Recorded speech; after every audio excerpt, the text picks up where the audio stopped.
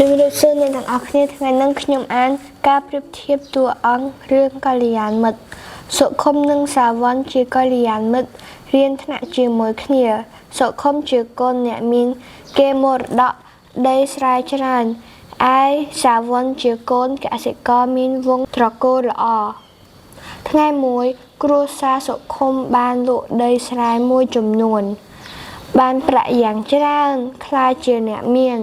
តាំងពីពេលនោះមកសុខុមមិនសូវនិយាយស្ដីរាប់រកសាវ័នដូចមុនឡើយសាវ័នឃើញបែបនេះក៏មិនប្រកាន់ខឹងនឹងសុខុមដែរសាវ័ននៅតែខិតខំប្រឹងប្រែងរៀនសូត្រជាធម្មតាចំណែកសុខុមវិញតែងដើរលេងស៊ីចាយសប្បាយฮืអហាកិច្ចវេះសាលារៀនជាញឹកញាប់គ្រួសារសុខុមលក់ដីស្រែជាបន្តបន្ទាប់រហូតដល់អស់គេមរតកពីដូនតាមិនយូរប៉ុន្មានប្រាក់ក៏អស់ដីក៏អស់ឥតមានអ្វីទីពឹងទៀតឡើយសុខុមឈប់ចូលសាលារៀនហើយធ្លាក់ខ្លួនជាក្មេងប្រព្រឹត្តអំពើផ្ដេសផ្ដាសដែលសង្គមស្អប់ខ្ពើមថ្ងៃមួយសាវ័នបានជួបនឹងសុខុមដោយចៃដន្យសាវ័នភ្ញាក់ព្រឹកព្រោះនឹកស្មានមិនដល់ថាសុខុមមានសក់កន្ទ្រង់សម្លៀកបំពាក់រยิករយាកដើរតាមចិញ្ចើមផ្លូវសាវ័នដើរទៅចាប់ដៃសុខុមហើយសួរនាំពីមូលហេតុដែលនាំឲ្យគេធ្លាក់ខ្លួនបែបនេះតែសុខុមព្យាយាមគិតពីសាវ័នព្យាយាមនិយាយណែនាំមិត្តឲ្យចូលសាលារៀនហើយកែខ្លួនមកប្រព្រឹត្តអំពើល្អវិញ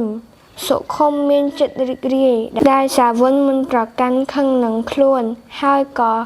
យល់ព្រមធ្វើតាមសាវ័នដែលជាកល្យាណមិត្តតាមសាច់រឿងនេះយើងអាចប្រៀបធៀបតួអង្គសាវ័ននិងសុខុមបានដូចខាងក្រោមក៏តួអង្គសាវ័នជាមនុស្សមានចរិតលក្ខណៈល្អយកចិត្តទុកដាក់នឹងការសិក្សាចេះយោគយល់អធ្យាស្រ័យមានចិត្តទូលាយចេះដាស់តឿនមិត្តភក្តិឲ្យប្រព្រឹត្តអំពើល្អខតួអង្គសុខុមជាមនុស្សមានចរិតភ្លើតភ្លើនឆាប់ឆ្លក់វង្វេងនឹងទ្រព្យសម្បត្តិចូលចិត្តសប្បាយฮืអហាភ្លេចមិត្តភក្តិដែលធ្លាប់កំសត់កំរនឹងគ្នាតែជាមនុស្សអាចអប់រំណែនាំបានការប្រៀបធៀបតួអង្គគឺជាការបង្ហាញលក្ខណៈសម្បត្តិល្អអាក្រក់កាចស្លូតដែលផ្ដោតទៅលើរូបសម្បត្តិចរិតល្អ